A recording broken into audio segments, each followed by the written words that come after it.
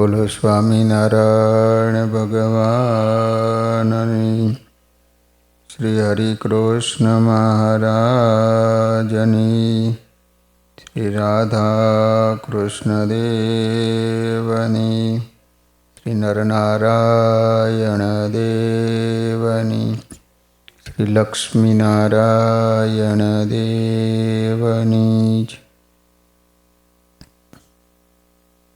બધા જ હરિભક્તોને ઘણા ભાવથી જય સ્વામિનારાયણ.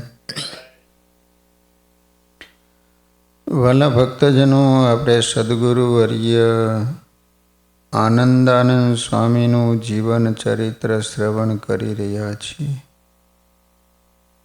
શ્રી હરિએ અમદાવાદ મંદિરમાં દેવોની પ્રતિષ્ઠાનો ભવ્ય ઉત્સવ કર્યો. પછી તાત્કાલિક બહુ મોટી ચોરાશી કરી. આ પ્રસંગ પરથી લોકોને એમની પ્રભુતા પકડાણી. હવે સાધુતાનો ચમત્કાર જુઓ.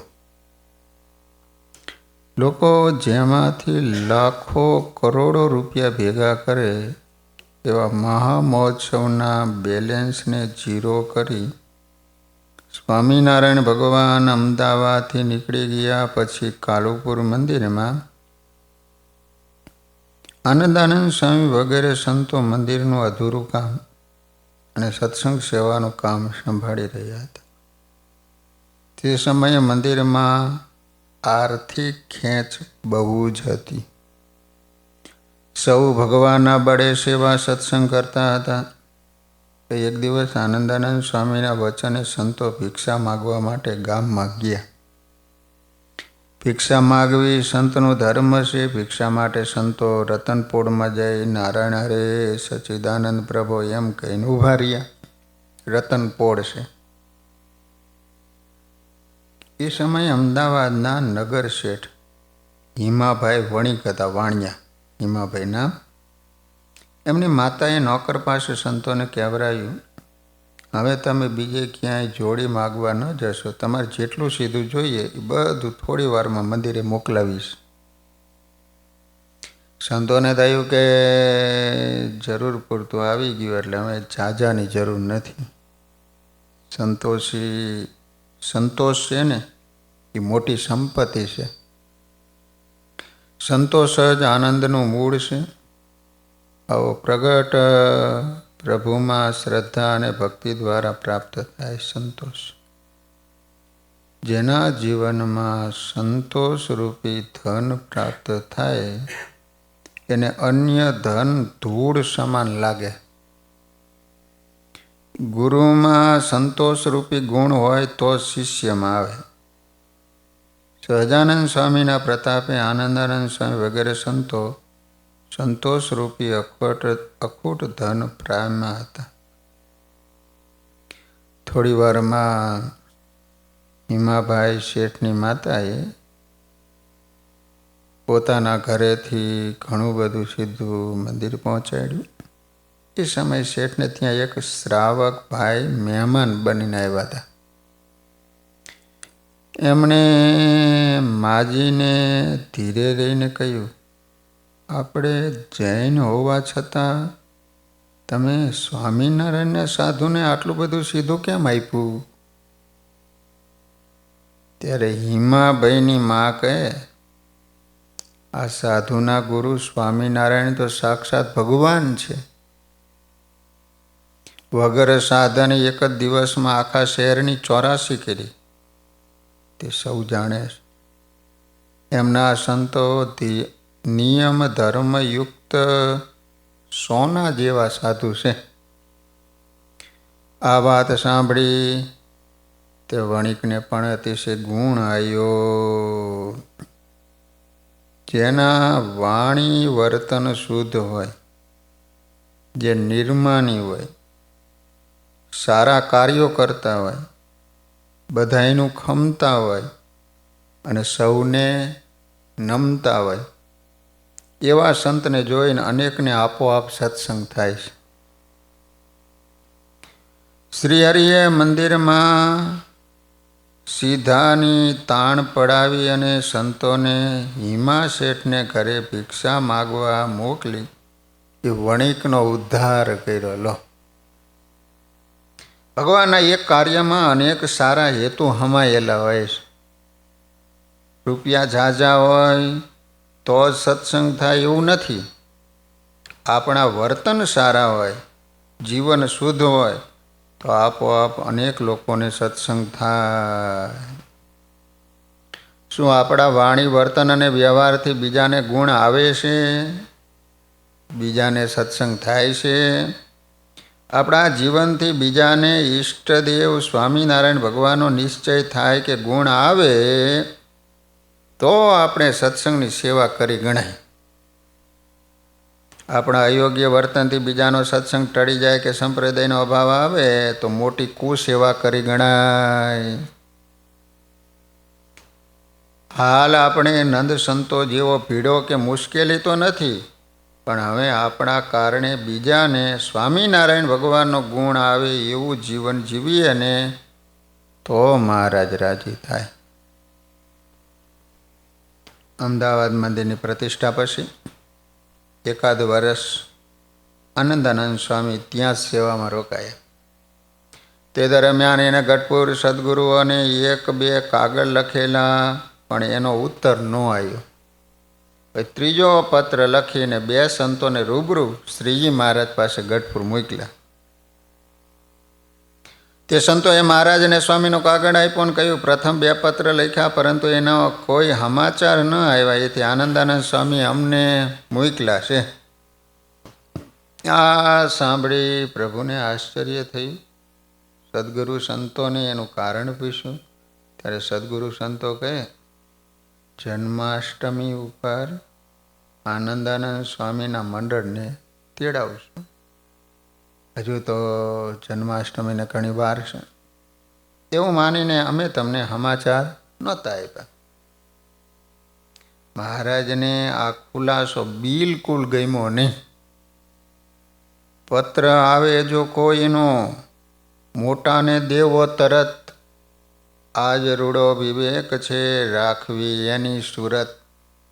કોઈનો પત્ર છુપાવો કે વાંચી લેવો નહીં, વિવેક એવો રાખવો સૌએ ડાયા થઈ.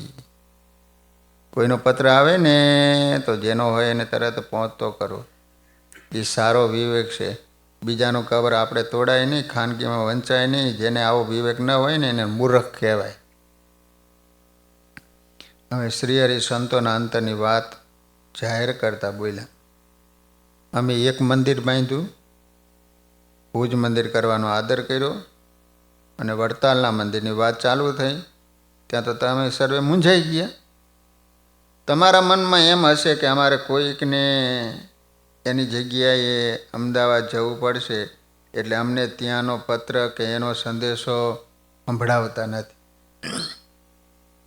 હવે પ્રભુએ પોતાના અંતરનો આશય જણાવતા કહ્યું, મંદિર બંધાવવાનો અમારો જે હેતુ છે ને એમાં તમારી કોઈની દ્રષ્ટિ નહીં પૂગે. હું શું કામ આવો મોટો દાખલો કરું છું, તમે કોઈ મારા અંતરની આશયને સમજી શકતા નથી. જો તમને ગમતું જ ન હોય તો એ મંદિર કોઈ બ્રાહ્મણને આપી દઈએ, પછી તમે સંતો જેમ છૂટા ફરો છો એમ તમારી ઈચ્છા મુજબ છૂટા ફરો. નારાજ થયા શ્રીનાથજી, થતાં થોડો અવિવેક, રાજી કરવા શ્રીજીને રાખવો રૂડો વિવેક.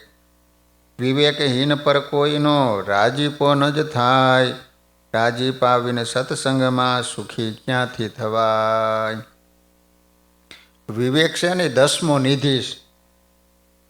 વિવેકી સૌનો રાજીપો લઈ શકે અને રાજીપો જ સાચું સુખ આપે. જેના ઉપર શ્રીહરિ રાજી હોય એનું અંતર સુખથી ભરેલું રહે.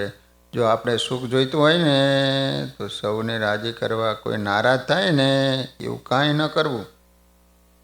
હવે સંતોને પ્રભુની મરજી પકડાઈ ગઈ, પોતાની રુચિ છૂટી ગઈ.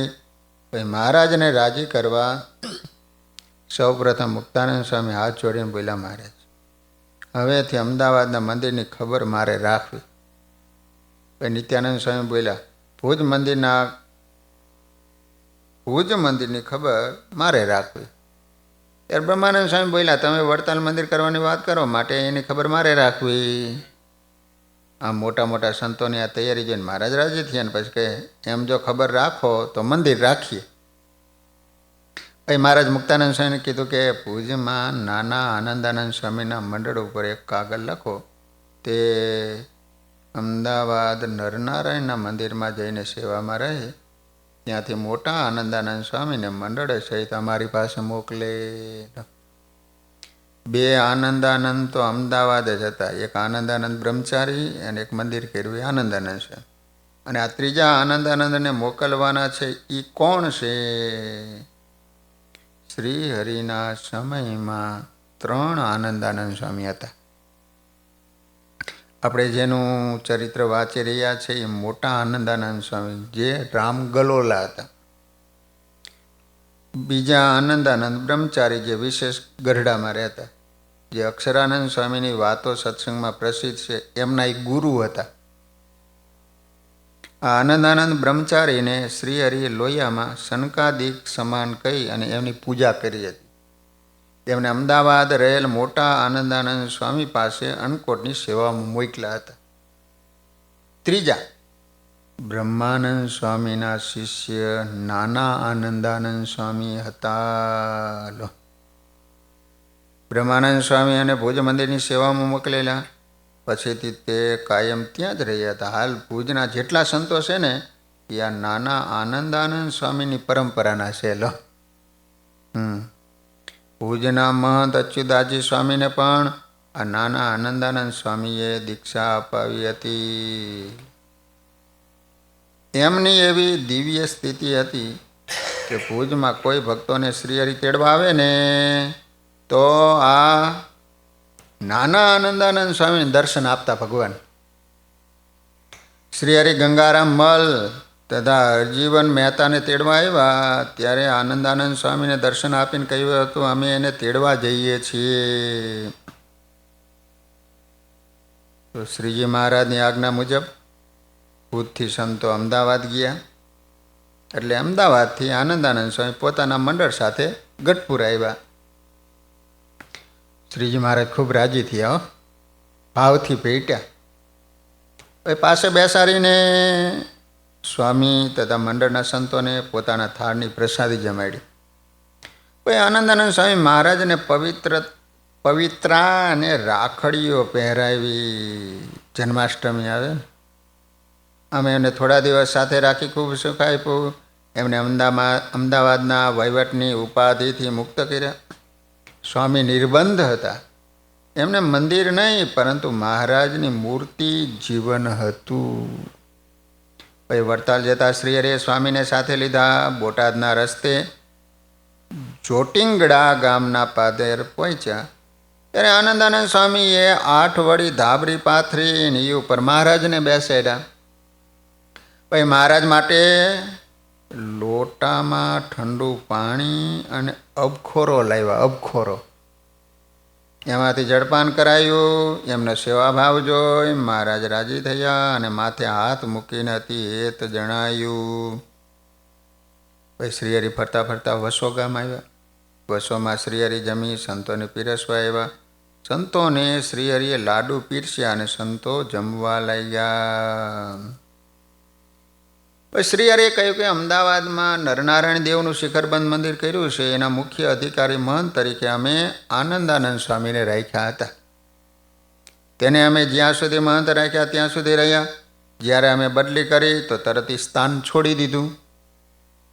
અમે જેને જ્યારે જ્યાં રાખીએ ત્યારે તે ત્યાં અમારી મરજી પ્રમાણે રહે તોય પૂરા સંત કહેવાય. આનંદાનંદ સ્વામી મહારાજની આજ્ઞાથી અમદાવાદનું મંદિરનું કામ અને મહંતાઈ કરી. પછી મહારાજની આજ્ઞાથી મૂકી દીધી તો મહારાજ બહુ રાજી થયા. આપણું કેમ છે?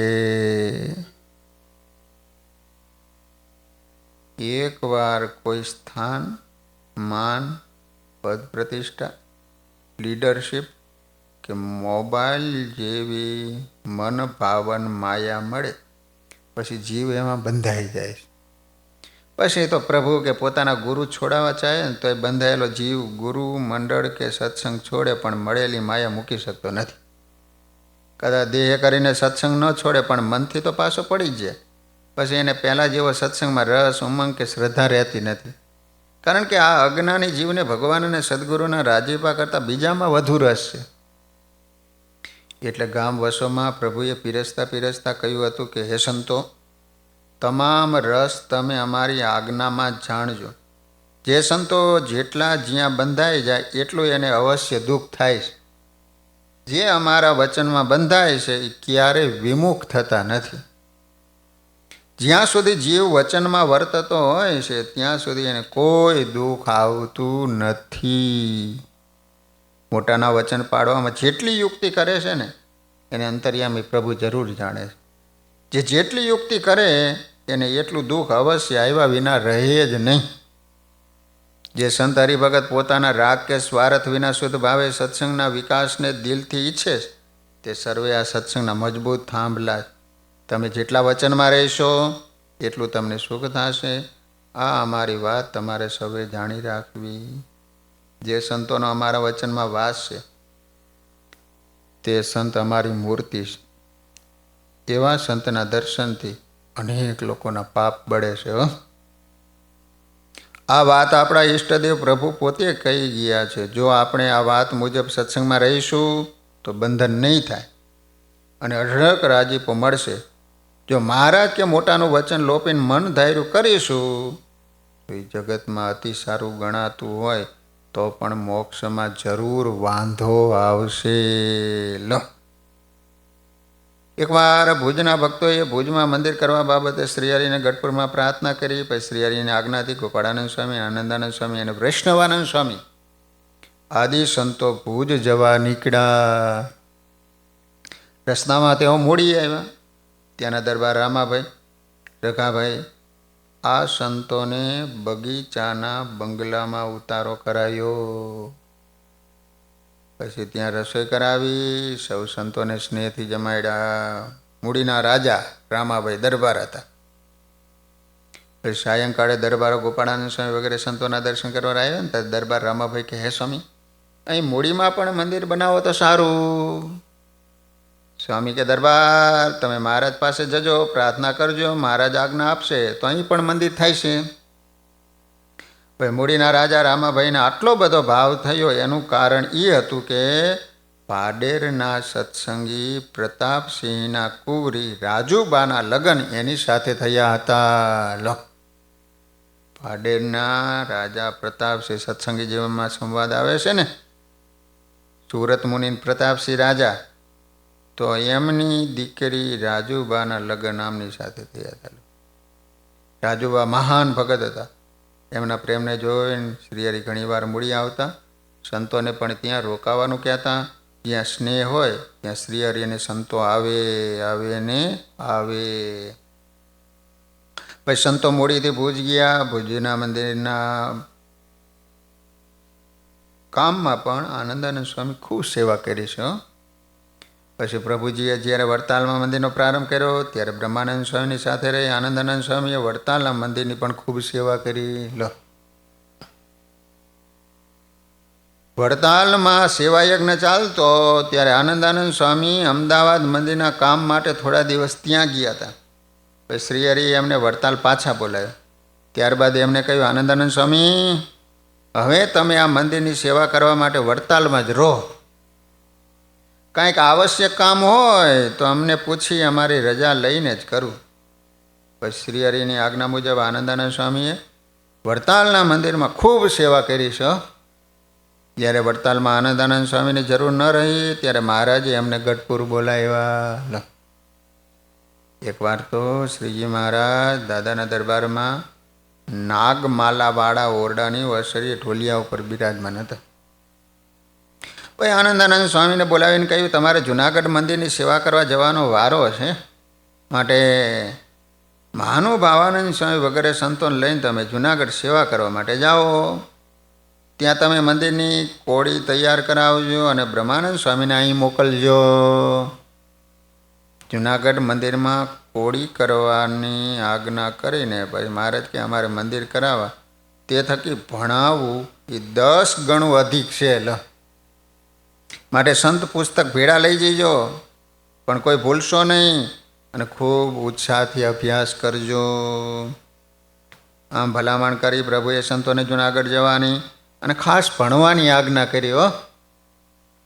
ભાઈ મહારાજ આનંદાનંદ સ્વામી વગેરે સંતોને ભેટ્યા. બીજે દિવસે જુનાગઢ જનાર સંતો તૈયાર થઈ પ્રભુને પગે લાગવા આવ્યા ને મહારાજ એ સમયે સચ્ચિદાનંદ સ્વામી 2-2.5 મણને આશરે ગોળ લાવ્યા. ગોળ તે જોઈ મહારાજે કહ્યું, સંતો જુનાગઢ જાય છે એને ભાતા માટે આ ગોળ આપો.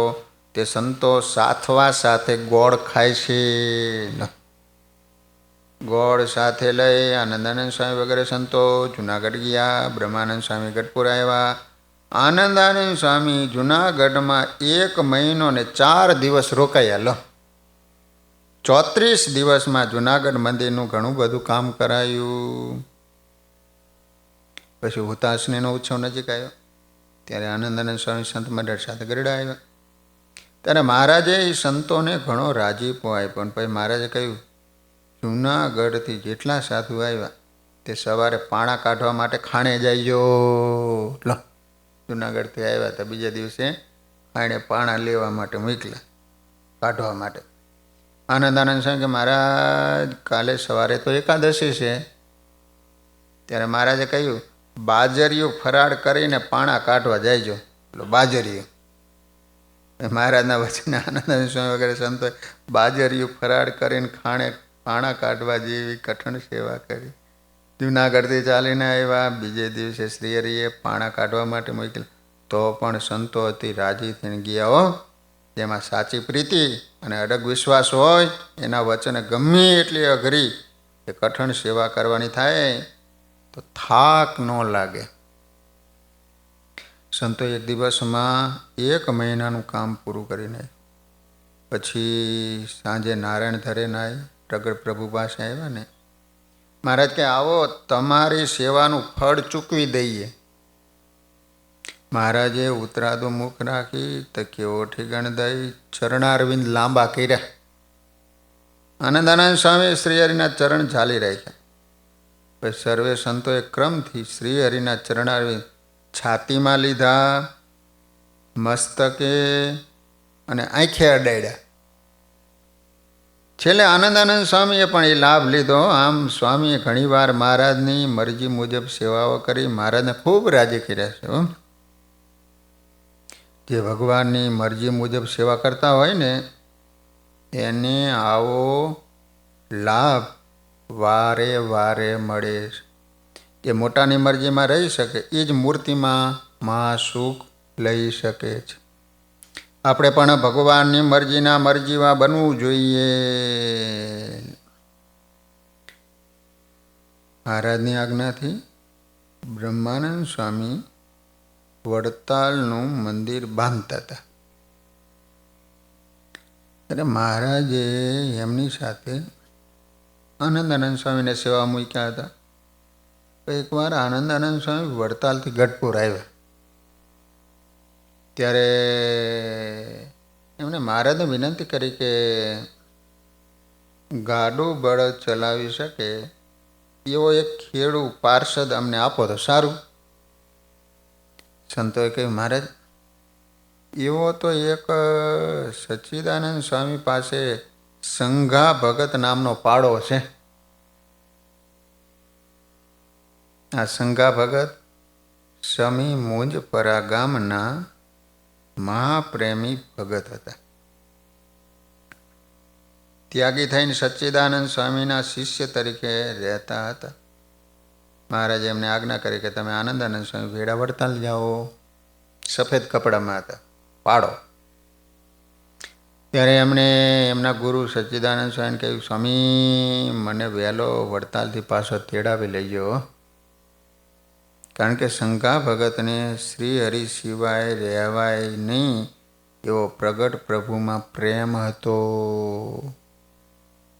શંકા ભગત આનંદાનંદ સ્વામી સાથે વડતાલ સેવામાં ગયા. હવે એ સમયે કોઈને શ્રી હરિ સિવાય બીજે બંધન નહોતું. સૌ કોઈ ભગવાનના વચનમાં રહેતા. એ ભગવાનના વચનમાં રહે એને ભગવાન જેવો આનંદ આવે છે. લો, ભગવાન જેવો આનંદ હો. અમુક સમય પછી મહારાજ સંત હરિભક્તો સાથે વડતાલ પધાર્યા. ત્યાં સમયો કર્યો, સૌને બહુ સુખ આપ્યું. સંગા ભગતને વડતાલમાં આટલા દિવસ પ્રગટ પ્રભુનું સાનિધ્ય મળ્યું એટલે આનંદ થઈ ગયો. વડતાલથી વિદાય લેતી વખતે મહારાજે આનંદાનંદ સ્વામીને કહ્યું છે, અમારા ભેડું એક ગાડું જાખરા ગામ સુધી મોકલો. જાખરા ગામ છે. આનંદાનંદ સ્વામી સંગા ભગતને ગાડું લઈને જાખરા સુધી મોકલ્યા. ફરી શ્રી હરિ સાથે રહેવાનો આટલો મોકો મળ્યો ને એટલે ભગતને બહુ સારું લાગ્યું હો. સંગા ભગત હવે પ્રિયતમ પ્રભુ સાથે સતત જોતા જોતા જાખડા જે ક્યારે આવી ગયું એની ખબર પણ ન રહી. પણ પછી પ્રભુએ એમને પાછા જવાનું કહ્યું. પ્રેમી ભગતની વચન પાડવું બહુ કઠણ પડ્યું. એટલે સંગા ભગત ગાડેથી ઉતરીને મહારાજને વળીને કહેવા લાગે, મહારાજ મને વહેલો ગરડે તેડાવજો. મહારાજ કે બહુ સારું, તમે હવે પાછા વળો. પ્રભુએ આજ્ઞા કરી તો ખરી પણ પ્રિયતમ વિના રહેવાયું નહીં ને એટલે સંગા ભગત એમનું બળદગાડું ત્યાં જ ઊભું મેલી મહારાજની પડખે ચાલતા રહ્યા. પ્રભુ એમના પ્રેમને જાણતા હતા, તેથી થોડી વાર પછી ફરી એને પાછા વળવાનું કહ્યું.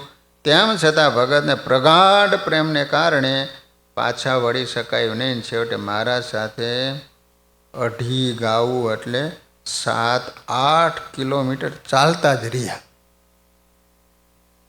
પછી મહારાજે ઘોડી ઊભી રાખી, કડક અવાજે કહ્યું, હવે આટલેથી પાછા વળો, આગળ સાથે આવશો નહીં. પાછા જઈને વડતાલમાં આનંદાનંદ સ્વામી જેમ કહે એમ સેવા કરજો.